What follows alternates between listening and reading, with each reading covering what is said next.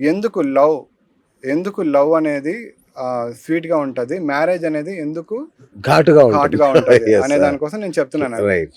అంటే దీంట్లోనే కదా, అంటే ఇలా కావడానికి కూడా కర్మలే కారణం అయి ఉంటాయి కదా. మరి ఇవి మొత్తం ఎపిసోడ్ లో కర్మ ఎక్కడ ఇన్వాల్వ్ అవుతుంది అని? జనరల్గా ఏంటంటే వైఫ్ అండ్ హస్బెండ్ మధ్యలో గొడవలు, కొట్టుకోవడాలు, తిట్టుకోవడాలు ఇవన్నీ ఉంటాయండి కదా.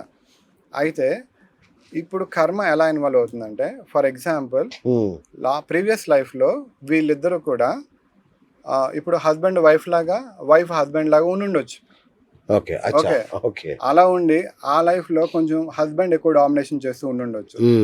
ఓకే, అలాంటి పరిస్థితుల్లో ఇప్పుడు ఆ రెండు సోల్స్ రివర్స్గా వచ్చి నేను ఇప్పుడు ఎక్స్చేంజ్ అయితే ఎలా ఉంటుంది అనే లైఫ్ నేను తెలుసుకోవాలనుకుంటున్నాను అని వచ్చి రివర్స్గా హస్బెండ్ వైఫ్గా, వైఫ్ హస్బెండ్గా వాళ్ళు లైఫ్ తీసుకొని దాన్ని లీడ్ చేస్తూ ఉండొచ్చు అన్నమాట. అంటే వైఫ్ అండ్ హస్బెండ్ మధ్యలో చిన్న చిన్న గొడవలు కామన్, కానీ అది చాలా పెద్దది అయిపోయి లేకపోతే ఆ డైవర్స్ వరకు వెళ్ళడం, అంతవరకు అయితే పాస్ట్ లైఫ్లో ఇంకా తీవ్రమైన గొడవలు సంథింగ్ ఏదో ఉన్నాయని దాని మీనింగ్ ఉంటుంది. ఓకే, అలా.